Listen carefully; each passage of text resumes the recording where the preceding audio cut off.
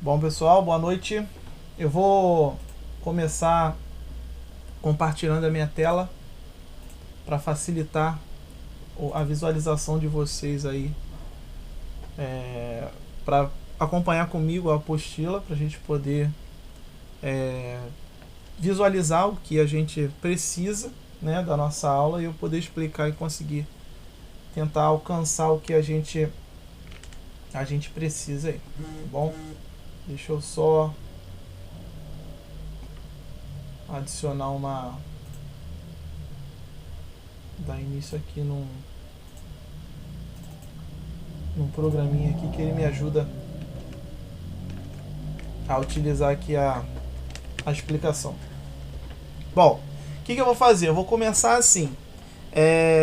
Eu vou lá na plataforma, no Classroom, tá bom?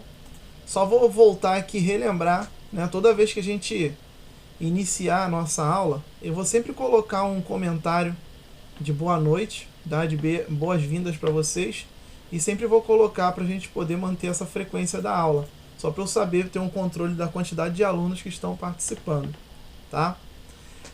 Só para ajustar aqui todo mundo. Vou dar só um ok aí se vocês estão me ouvindo direitinho, tá? Dá só um ok no chat. Quem souber onde for o chat, dá um clique aí. Beleza, então tá ok, já sei. Então já tem aqui o ok, já sei que a gente tá... sei que estão todos ouvindo, tá bom? Então vamos lá, continuando. Então toda vez que a gente iniciar a aula, tá?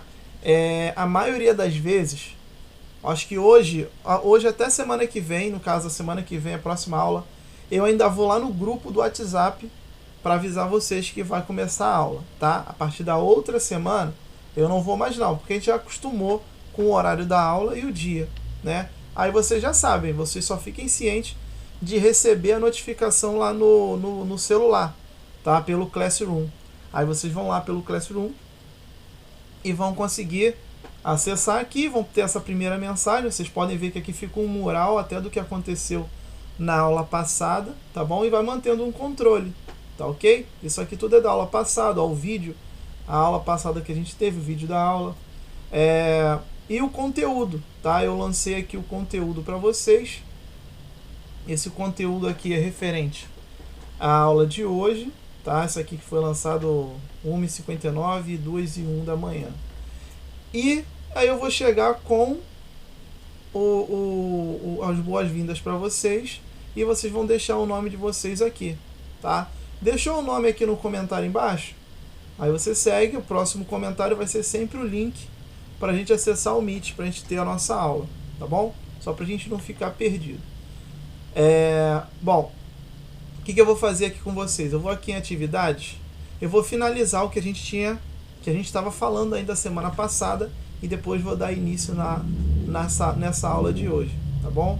Então a apostila é essa aqui é o vídeo, tá? Essa aqui é a apostila. Então eu vou clicar aqui e vou dar continuidade no que a gente estava fazendo na outra semana, tá bom?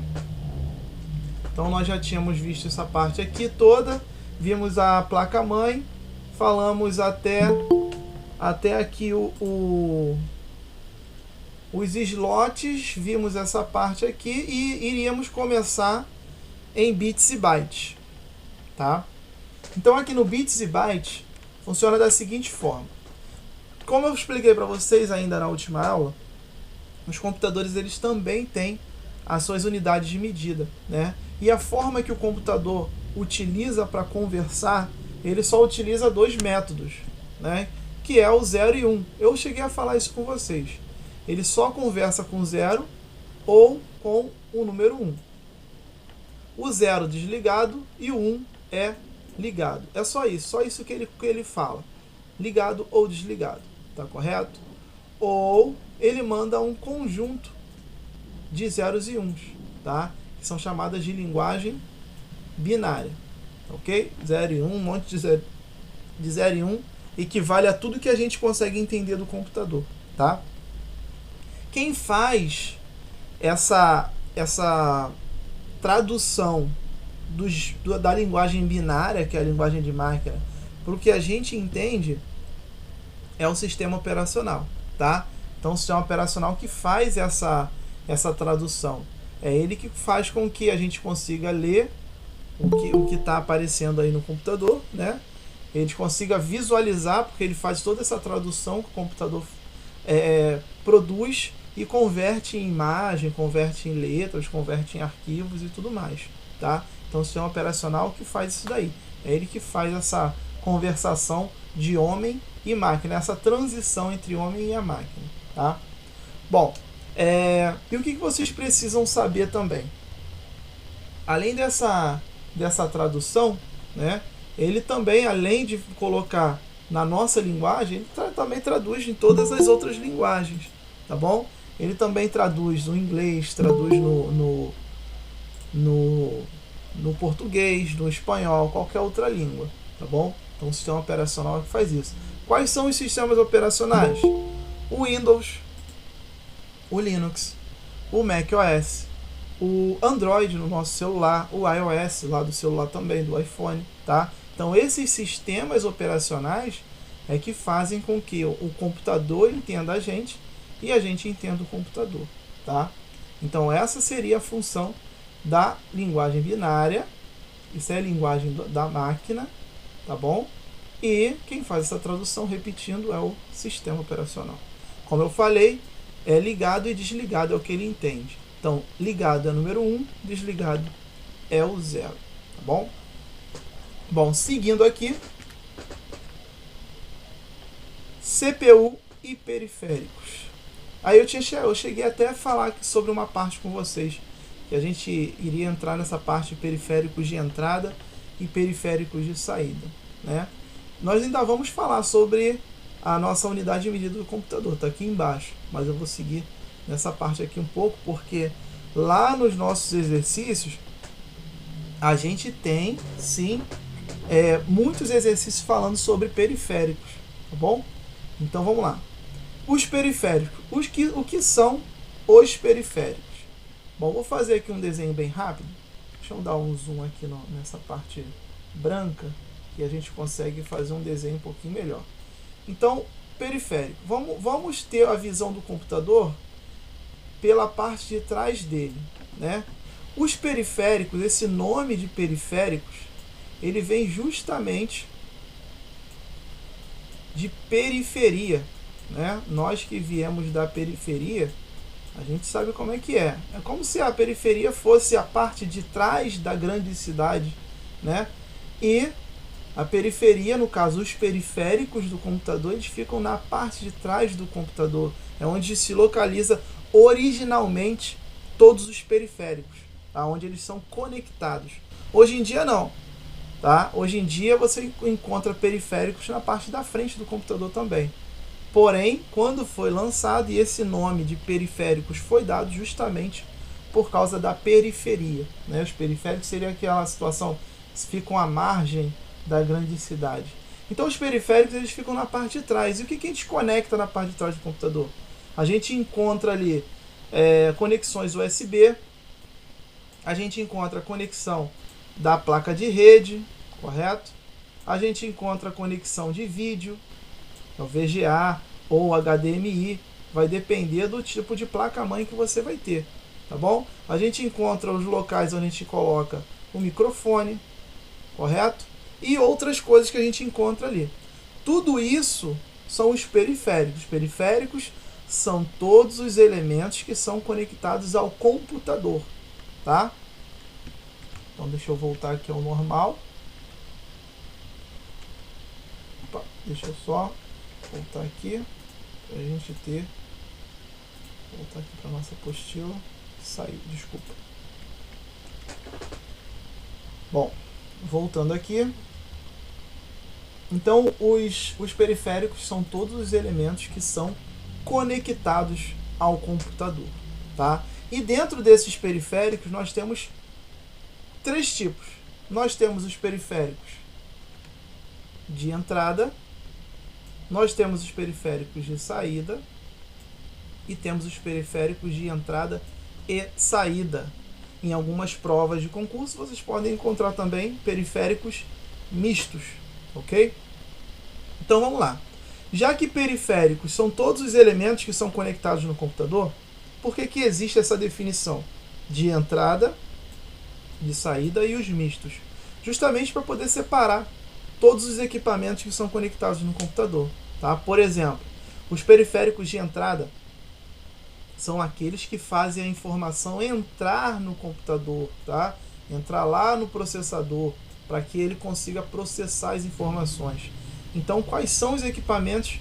Vamos botar assim, são os equipamentos que enviam informações para o computador, tá? Então, eles só enviam informações. Se eles enviam, nós temos aqui alguns exemplos que são teclado, mouse, uma câmera de um webcam, um microfone, um scanner, tá? E assim vai, ok? Então, ó, teclado, quando eu vou digitar, envia informação para o computador.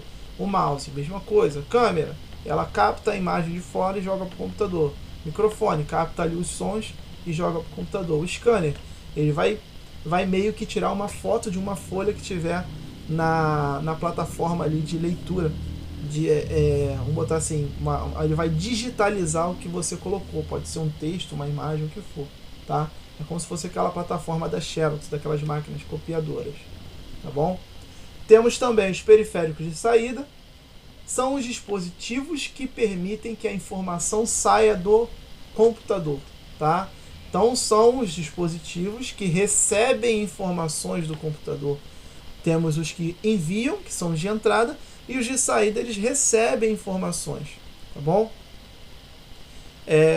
Tô vendo aqui, Yasmin, não tem problema, tá? Tenta ficar online. Se você conseguir ficar online, beleza. Se não der para ficar online, depois você pega essa aula que eu vou postar lá no Classroom, tá bom? Então, continuando aqui. Os periféricos de saída, eles recebem informações do computador. Então, vou fazer aqui uma ilustração rapidinho. Temos essa caixinha que representa um computador. Tá? Eu tenho aqui um periférico de entrada. Vou botar aqui um E grande. E vou botar aqui um S de saída. E o que acontece? O de entrada, ele envia informação para o computador. Beleza? E o de saída, ele recebe informação do computador. Tá ok? Exemplos aí. Um monitor, que é a tela, correto? A impressora, as caixas de som, um plotter, que é um tipo de impressora. Temos o data show, que é um projetor, e outros, tá? Então, o monitor, ele pega a informação do computador de vídeo e exibe para que a gente possa visualizar. Então, é um periférico de saída. A impressora pega um arquivo, uma informação que está no computador e vai jogar para a parte externa, vai imprimir para a gente poder visualizar também. Caixa de som pega os arquivos de mídia que tiver no computador para a gente poder ouvir. O plotter vai imprimir, o data show vai pegar também as informações e projetar numa parede, num quadro, o que for, e assim vai, tá? Então, as informações do saída são recebidas do computador para que a gente possa visualizar. O de entrada a gente vai dar, é como se fosse o de entrada joga uma ação para o computador e quem recebe a ação no final são os de saída, tá bom? E tem os mistos, que fazem os dois ao mesmo tempo, tá? Eles tanto enviam quanto recebem. Vou colocar aqui, ó, um Mzinho de misto. E vou fazer uma setinha para dentro do computador e uma do computador para ele, tá? Que são os periféricos de entrada e saída ao mesmo tempo, tá bom? Não necessariamente ao mesmo tempo, mas eles fazem os dois, tá bom? Então, eles tanto enviam informações para o computador quanto recebem também, tá? Então, vamos lá. Exemplos aí. Disquete. Disquete. Muita gente aí nem conhece disquete, nunca nem ouviu falar, tá? Tem gente aí bem novinha que isso aí já é museu. Eu peguei essa parte de disquete, utilizei bastante na época que eu comecei a estudar informática, né? O disquete é um dispositivo de armazenamento. Vamos botar assim, mal comparando, é como se fosse um pendrive no período, tá bom? Então eu conseguia pegar a informação do computador, gravava nele, tirava e levava para outro computador Então o que ele faz? Ele envia informação gravando o arquivo no computador e recebe informação copiando um arquivo do computador para ele, tá? Então o disquete, a função dele é essa, tá ok? Então ele também é entrada e saída. O disco rígido seria o nosso HD, tá bom? Então é aquele equipamento aonde ficam armazenadas as informações do computador, tá? Onde a gente grava nossas fotos e fica lá gravado, tá bom? Então nele eu posso enviar e receber. Então ele também é considerado um dispositivo de entrada e saída. Modem e placa de rede, esse aqui eu vou responder junto.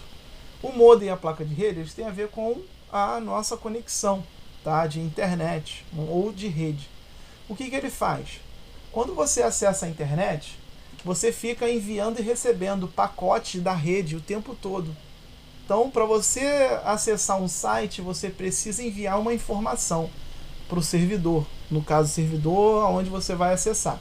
Então, eu estou lá no meu navegador e eu digito lá um site qualquer. Aperto o Enter. Nesse momento que eu apertei o Enter, aquela informação foi enviada.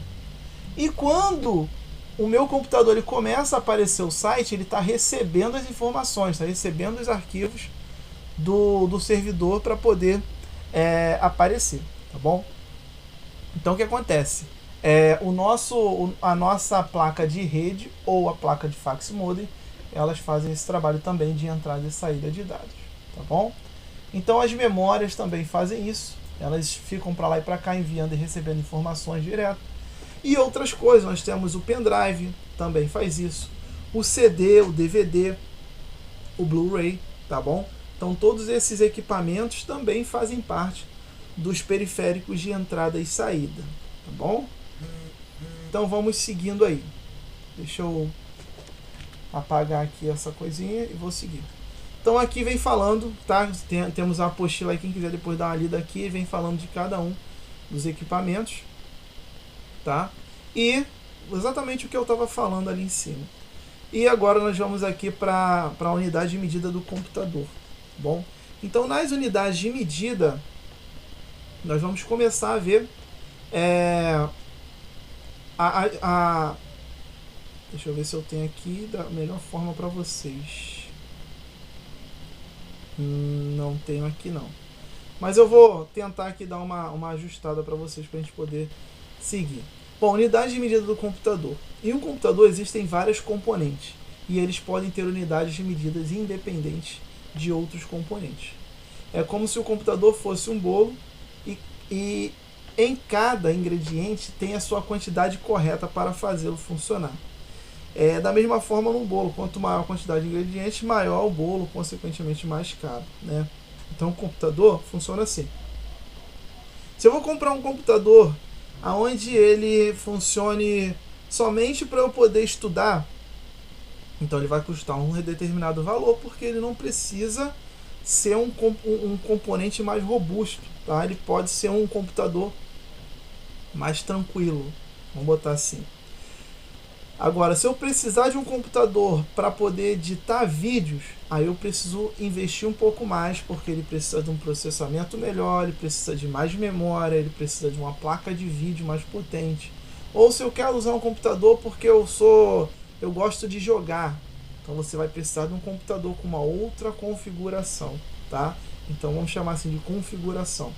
Então, quanto maior a configuração, quanto mais potente for o seu computador, mais caro ele vai ser, tá bom? E aqui nessa parte ele vem mostrando de qual seriam as unidades de medida de algumas coisas dentro do computador, tá? Então, por exemplo, o processador. O nosso processador, a unidade de medida dele é megahertz e vou botar aqui do lado, vai ficar feio, mas vou tentar. GHz. Gigahertz. Então ele é megahertz e também é gigahertz. Aqui não é o 2 não, é um Z, tá bom? Então gigahertz e megahertz. Beleza? Essa seria a unidade de medida do processador. Não leve em consideração esse canto aqui não. Isso aqui está ultrapassado. Vou botar um X aqui, ó. Leve em consideração, senão está ultrapassado. Disquete, disco rígido, deixa eu ver outra coisa aqui, CD e DVD. Todos eles trabalham no mesmo padrão de unidade de medida. Megabyte, gigabyte, kilobyte, tá bom? Memória RAM também, ó. Megabyte também. Temos aqui o DVD com gigabyte, tá bom? Então, o CD também. Então, esses aí, eles seguem esse tipo de unidade de medida. Agora, um fax modem, uma placa de rede, eles trabalham, ó, em kbps, kilobits por segundo, tá? Uma coisa aí para vocês. De repente, vocês falam mais por vício, ok? Eu também falava, até eu aprender. Quando você tem uma conexão de internet, por exemplo, aqui na minha casa. Aqui na minha casa eu contratei 50 megas com a Live Team. 50 megas de quê? Né? 50 M, vou botar aqui, ó, 50 M B P S. 50 megabits por segundo, tá? Então a minha conexão é megabits por segundo. A gente fala mega por vício, por costume, por ouvir bastante. Mas o correto é megabits por segundo. A gente fala só o mega porque fica só aqui, ó, nos dois primeiros. Mas se você falar integralmente o nome, então, por exemplo, eu contratei 50 megabits de internet, tá? Então, na minha casa eu tenho 50 megabits de internet. Não tenho 50 megabytes de internet, tá? Por quê? Quando a gente fala em conexão, aqui, ó, fax modem, rede e tudo mais, a gente fala em megabits por segundo. Quando a gente fala em armazenamento, que são os outros aqui, ó, a gente fala megabyte. Então, quando a gente fala megabyte, é armazenamento. Quando a gente está falando em conexão de rede ou de internet, a gente fala megabits por segundo, tá? Porque se a gente tivesse um exemplo para vocês, tá? Eu estou sendo radical aqui nesse exemplo. Se a gente tivesse, se eu no caso, em vez de contratar 50 megabits por segundo, tivesse contratado 50 megas de internet, eu teria 50 megas para utilizar. Pô, 50 megas eu entro no Instagram, saio, acabou. Não dá para nada, tá? Então é mais ou menos assim. Se eu falar, lógico, isso não vai acontecer. A operadora de internet não vai fazer isso. Você vai ligar e falar, eu quero 50 megas de internet. Eles não vão fornecer apenas 50 megas para vocês, tá? Lógico, para celular é diferente a questão do celular. Até um tempo atrás a gente contratava 1 gigabyte de internet, 2 gigabytes de internet. A gente contratava um pacote. Então aquela quantidade acabava, né? Eu acho que ainda é assim para o pré-pago, né? Eu acho que pro pós-pago também é assim ainda. Você contrata 4 megas, 8 gigas, desculpa, 4 gigas, 8 gigas. Aí você tem aquela quantidade de uso, quando acaba, acabou, né? Em casa é diferente, ok? Em casa, essa aqui é em relação à velocidade, né? Quando a gente está falando em megabits, é em relação à velocidade. Quando a gente fala em gigabyte, lá no caso de conexão de internet, seria a quantidade de arquivos que você vai poder enviar e receber. Acabou aquilo lá. E quando a gente fala em gigabyte, a gente fala também em armazenamento, tá bom? Então vou seguir aqui.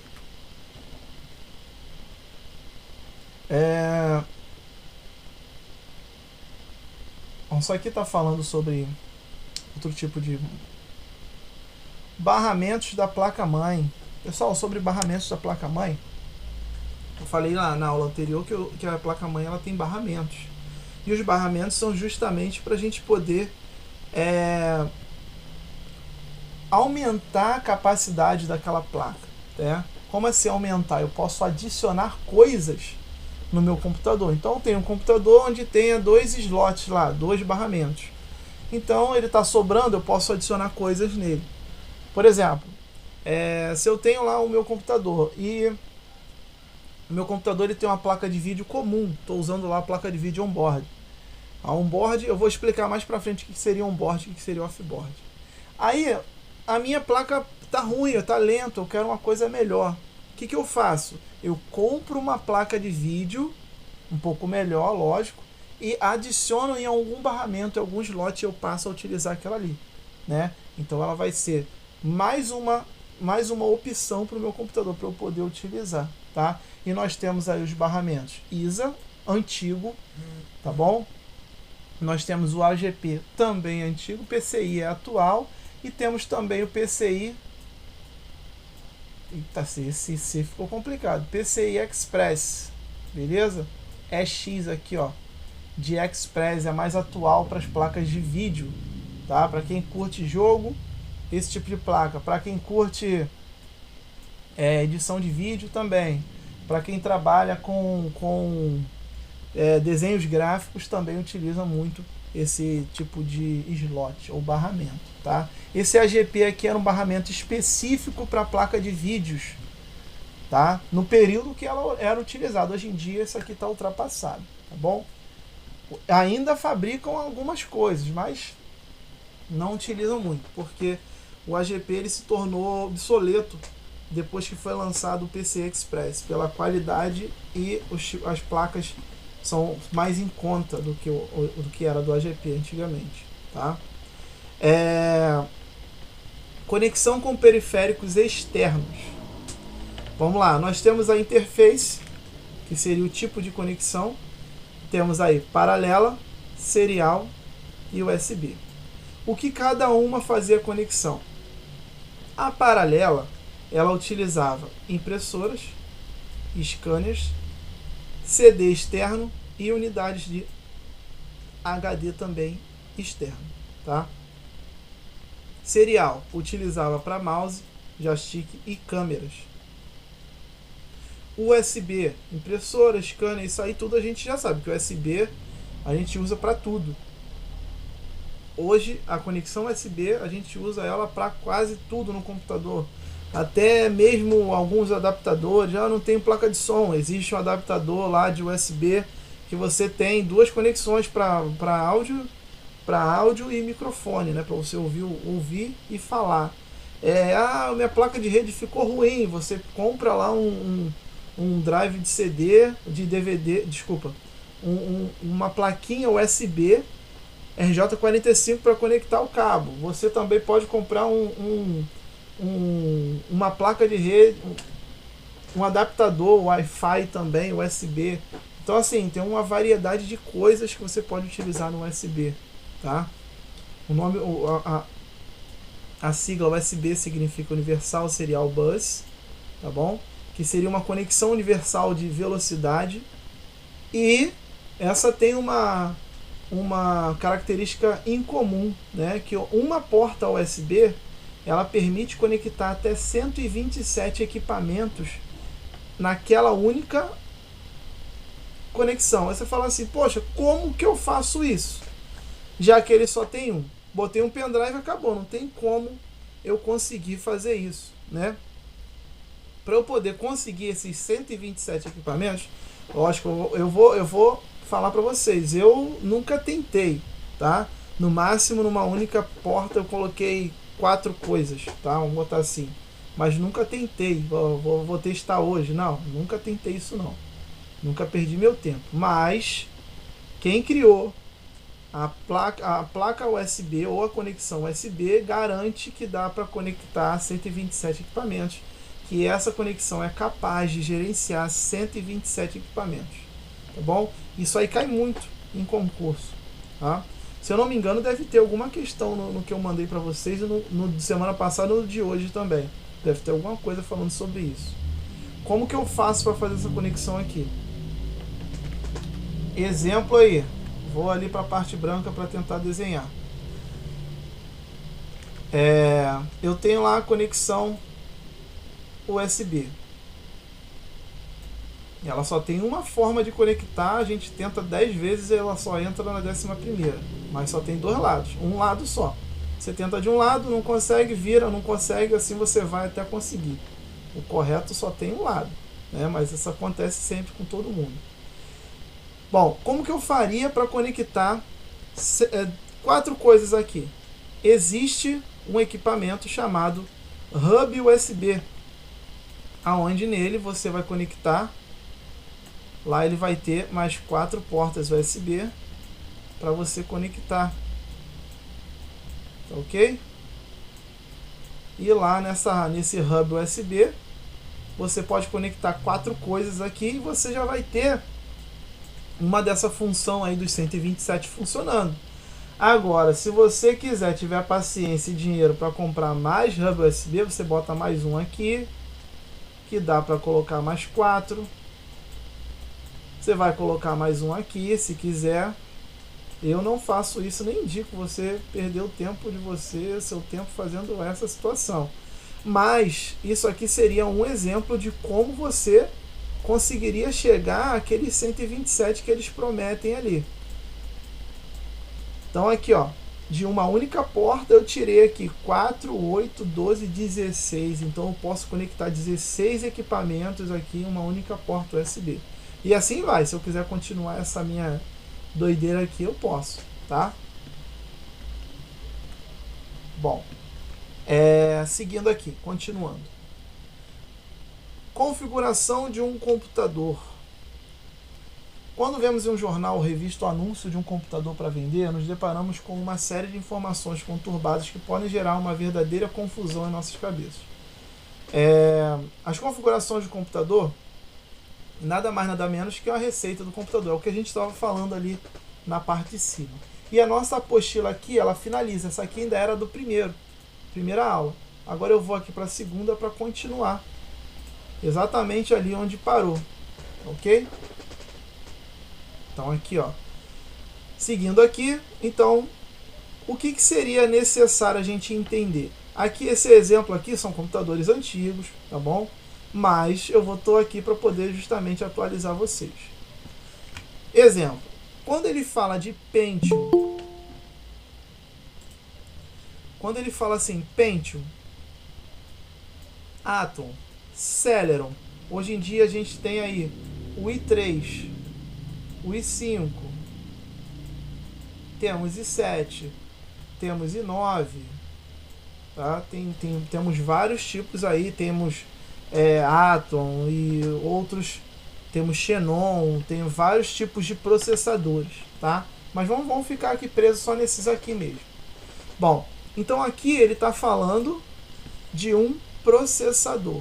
Então isso aqui seria a configuração de um computador, tá? Um exemplo.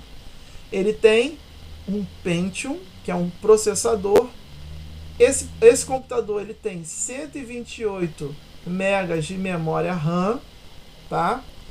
E aqui nós temos um HD de 20 GB. Tá? Isso aqui é o que mais importa pra gente. O resto eu nem ligo. Então, quando a gente vai ver um computador, a gente precisa se ligar nessa situação. Isso aqui é bem ultrapassado, tá? Isso aqui é quando eu ainda fazia estágio num cursinho de informática lá em Irajá. Ó, só isso. Isso aqui é muito básico. 64 MB hoje em dia não serve para nada. Você pega esse computador aqui, instala um Windows 10, você não consegue passar da parte da instalação, tá? Então isso aqui é muito antigo, tá? O que eu vou fazer aqui para poder atualizar vocês? Junto comigo aqui, ó. O Titi vai ajudar. Ó, eu vou aqui, ó. Eu vou procurar aqui a página do Kabum.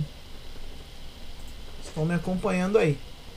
Eu vou procurar aqui um computador e eu vou pegar a configuração atual para a gente poder entender, né? Que eu acho que fica até melhor. Deixa eu pegar aqui um computador completo. Deixa eu ver se tem aqui uma situação. Computadores. Tô fazendo propaganda não, o Kabum não tá ganhando nada não. Só que é um site mais simples da gente entender aqui. Ó, eu tô aqui, ó, nesse computador. Deixa eu dar um zoom aqui. Computador. Entrou a propaganda na frente, maneiro. Deixa eu voltar aqui.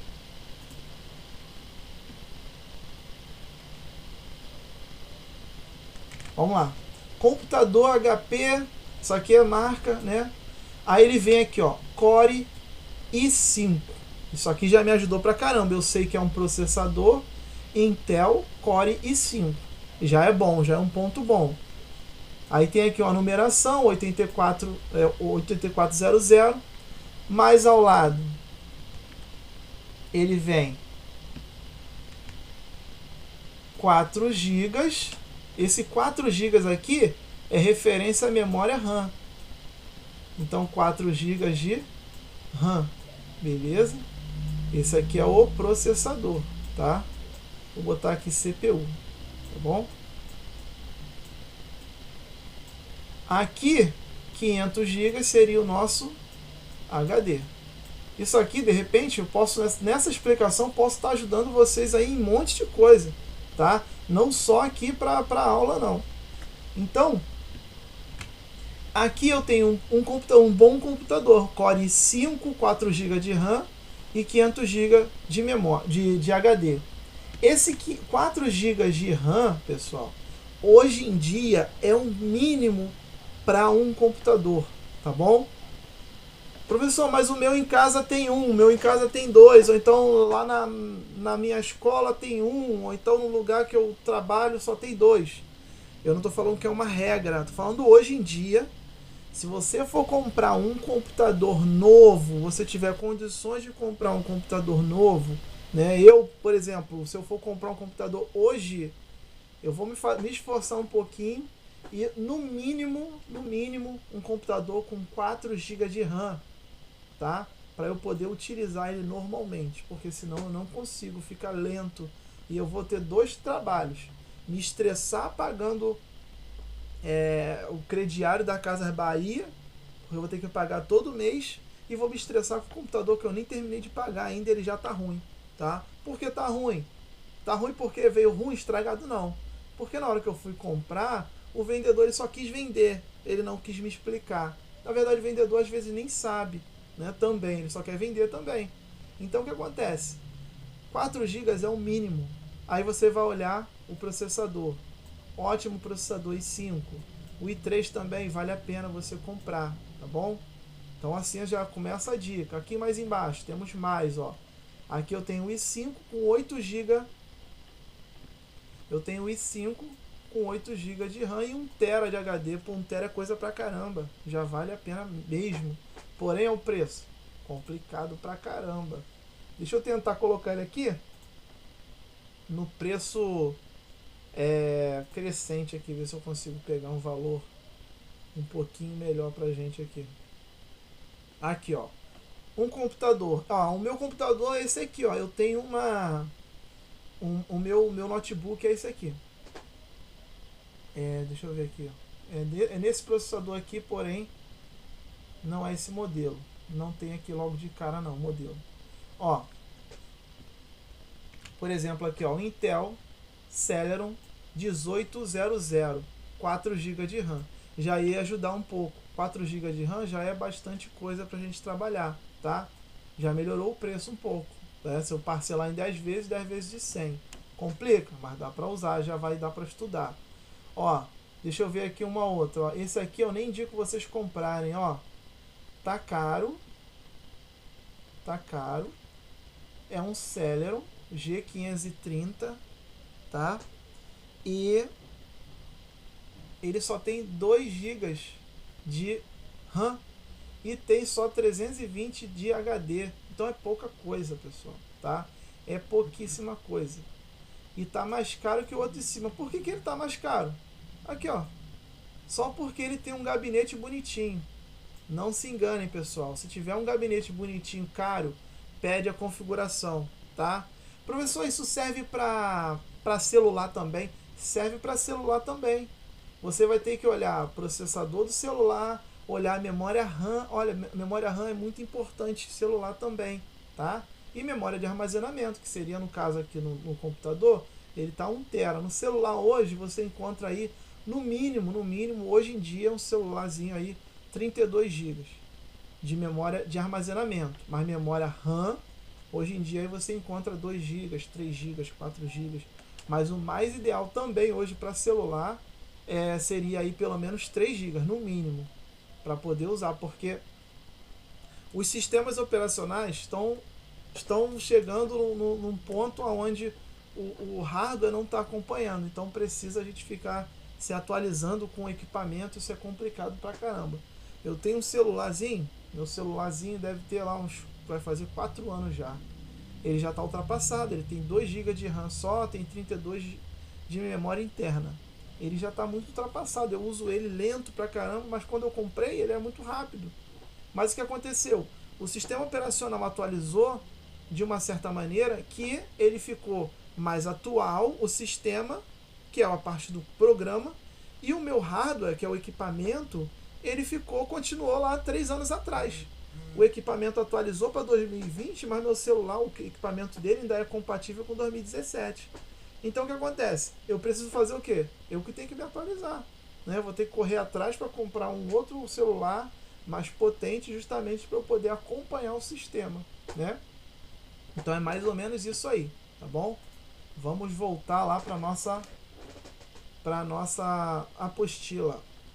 Então aqui essa parte aqui nós já falamos lá. Tipos de CD. Os tipos de CDs, pessoal. E CD, significa o quê? Compact Disc. Disco compacto.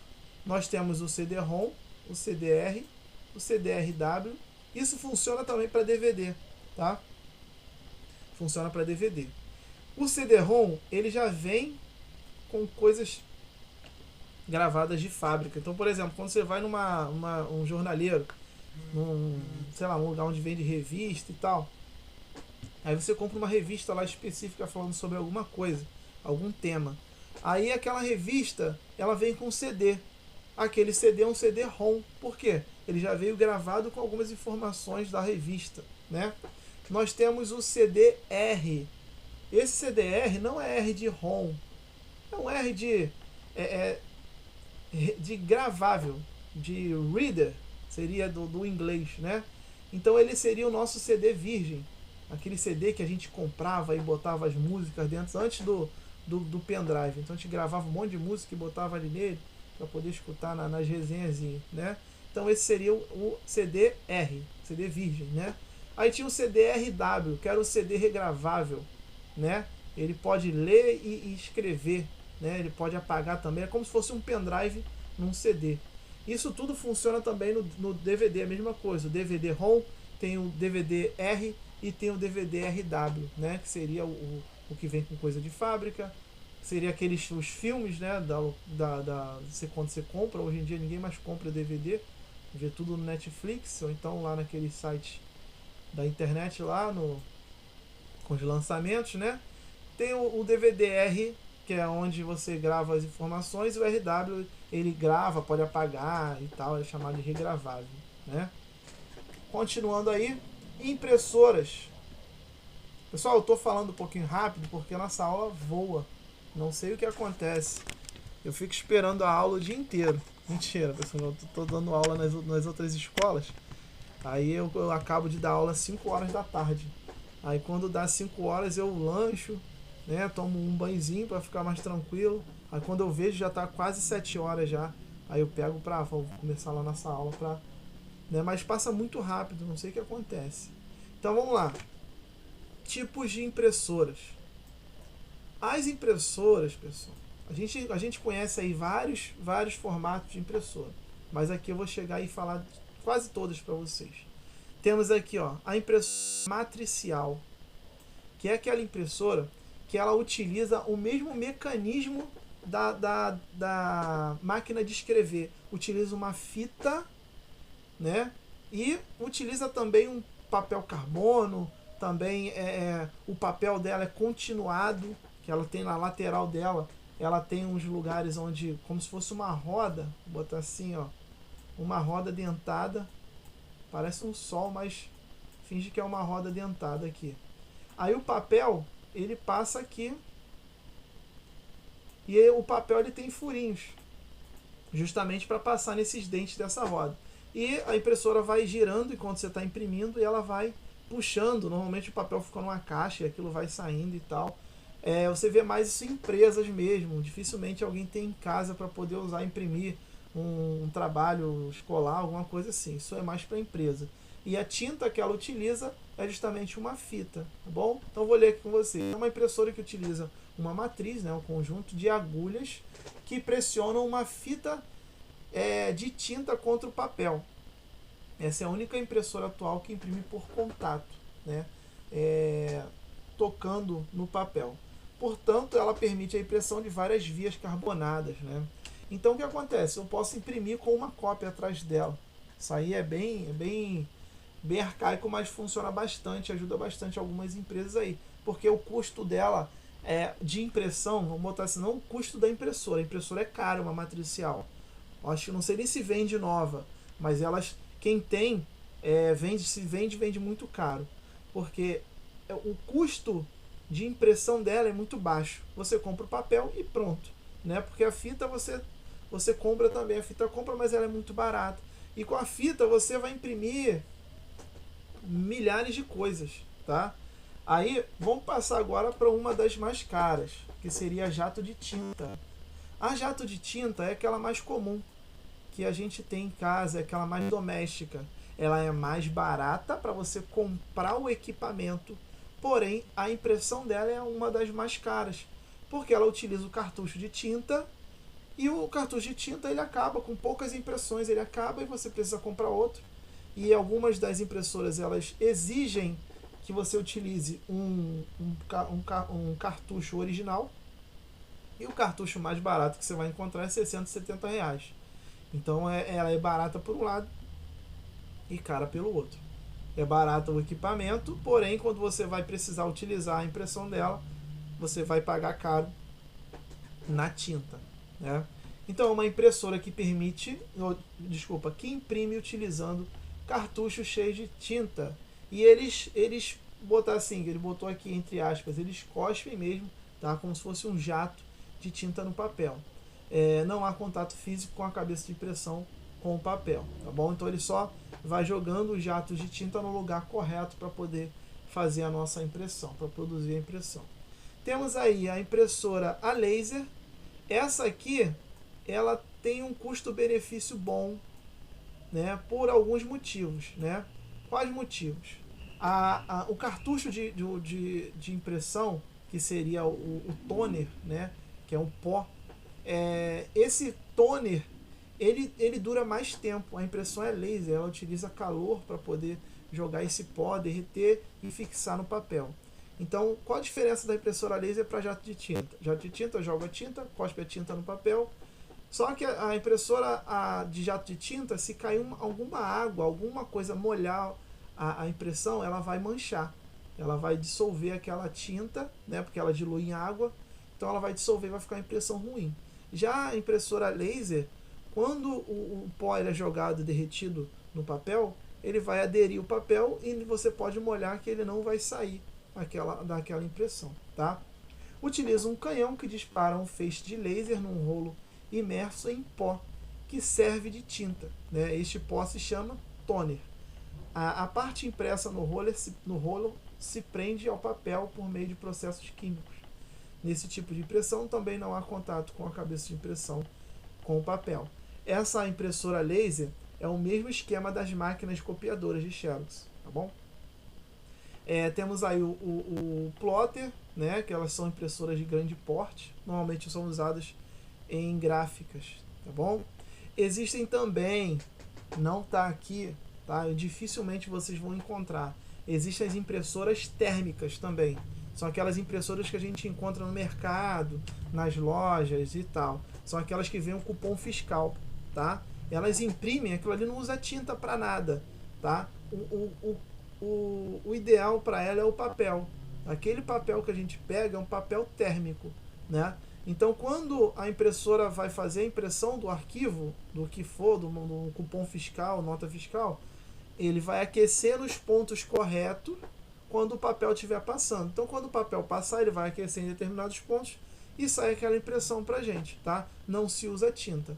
Essa daí, o custo-benefício dela é maravilhoso, porque não utiliza tinta. Porém, não existe uma impressora... Eu estou falando que não existe até o momento, tá? Pode ser que foi criada ontem e lançaram hoje, ou lançaram esse ano e eu não tive conhecimento. de uma impressora térmica que utiliza um tamanho de papel tamanho A4, né, que é o tamanho padrão de uma impressora comum, a laser ou jato de tinta, tá?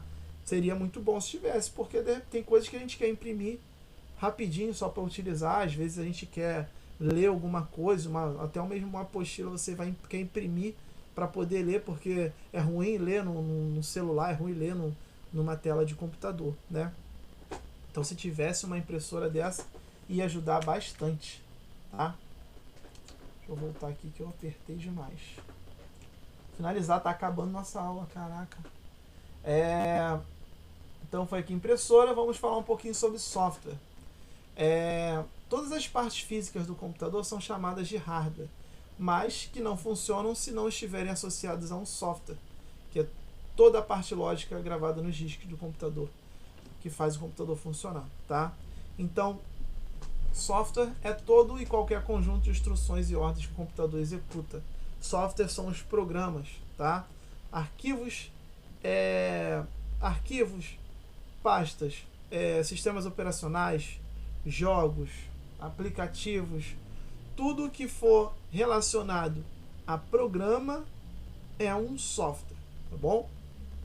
Então vamos lá. Arquivos e pastas. Organização lógica dos discos. Pessoal, não vou conseguir finalizar isso aqui com vocês não, tá? Mas já ficou pouquinho para a próxima semana. Aí o que eu vou fazer? Eu já vou finalizar essa e inicio a parte do sistema operacional, tá bom? Eu vou já encerrar com vocês, porque se eu começar aqui, eu só vou parar lá para 8h20. Então eu prefiro segurar aqui, deixar isso aqui guardado para a próxima semana. Então nós vamos falar sobre arquivos e pastas, né? No caso, como funciona a organização desses arquivos e pastas dentro dos discos, dos HDs. Depois nós vamos falar um pouquinho sobre esses caracteres aqui, vou explicar para vocês, e vamos dar início ao sistema operacional, tá bom? E esse processo de inicialização do computador, que seria o boot. Tá? Então eu não vou começar aqui a falar justamente para não parar no meio do caminho e a gente ter que depois voltar novamente e tal. Tá ok? Vamos lá. Só para a gente ficar todo mundo aí ciente do que está acontecendo aqui. Bom, eu deixei na semana passada algumas questões para vocês, tá? Não fiquem desesperados, tá? Se eu não consegui fazer, professor, o que eu faço? Não conseguiu fazer? Calma, relaxa, tá bom? Não fica desesperado não. Então eu vou botar aqui, ó, ver perguntas, ó. Eu tenho aqui algumas pessoas que entregaram, 8 pessoas entregaram. E 17 ainda não. Não fica desesperado. Eu ainda vou tirar um dia só pra gente fazer a correção desses exercícios. E essa semana eu já coloquei aqui mais exercícios, tá bom? Coloquei aqui mais alguns exercícios falando sobre algumas coisas que a gente está falando. Nem tudo está aqui, mas tem coisas a mais nesses exercícios. Então a gente vai chegar lá e conforme a gente vai fazendo as nossas aulas, vai dar para vocês irem dando andamento nos exercícios também, tá ok? Então temos aqui mais 18 exercícios. Tá bem tranquilo a questão de exercício, só 25 na outra, 18 nessa. Eu acho que eu tô ficando muito legal nessa pandemia. Poxa, brincadeira, pessoal, sei que é complicado, né? Pera aí. A Cleide está perguntando aqui qual impressora eu indicaria. Então, Cleide, se você tiver com uma graninha guardada, eu indicaria comprar uma impressora laser. Tem aí umas da marca Brother, tem as da HP, tá bom? Samsung eu não indico muito não, tá ok? Por que eu não indico? Porque o toner dela é caro, tá? Então as outras o toner é até barato. Então é uma impressora. Se você tiver com dinheiro para comprar, custa em torno de 600 a 800 reais a impressora. Então você vai conseguir imprimir bem, bastante coisa. Acho que cada toner consegue imprimir algumas impressoras de 1.000 a 2.000 folhas, né? Então é muita coisa. Agora, se você tiver com a grana curta, compra uma impressora a jato de tinta. Você vai encontrar aí R$200, 250, R$300, tá? Mas o que vai te arrasar vai ser a questão do cartucho, tá bom? Então o cartucho, você vai imprimir 50 folhas, tem que comprar outro cartucho, 70 conto. Aí imprimiu mais, sei lá, 20, 30 folhas, dependendo do formato de impressão. Se você botar normal ou então de alta qualidade, aí piorou. Ou dependendo, se você botar foto para imprimir, essas coisas, isso aí acaba com o cartucho, com a tinta do cartucho. Então o que acontece? Você vai ter que comprar outro mais rápido ainda, tá? Existem lugares que faz o preenchimento do cartucho, que vai encher o cartucho, cobram R$10, tá bom?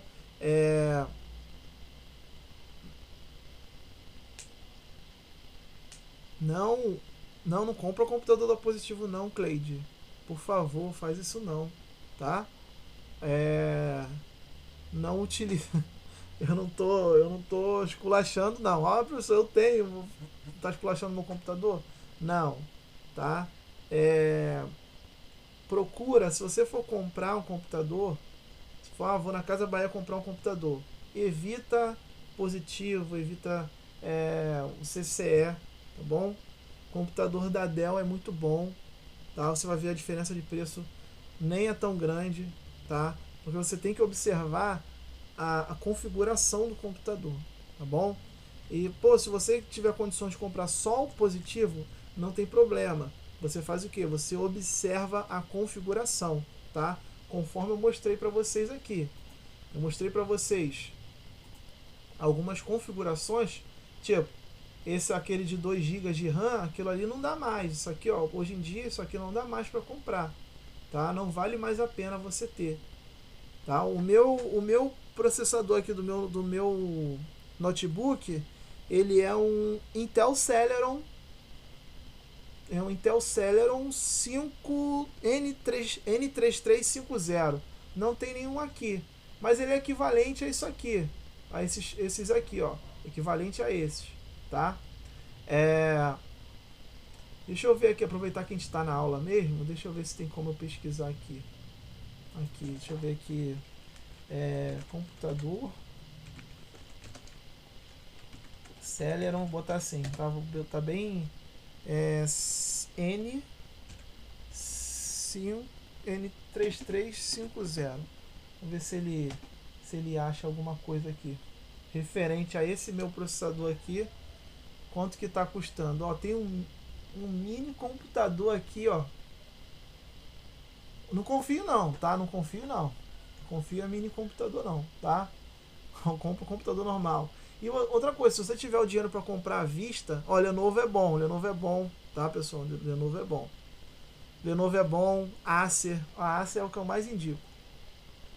Se você tiver com dinheiro para comprar à vista, aí o que eu falo? Não compra nem assim, você monta.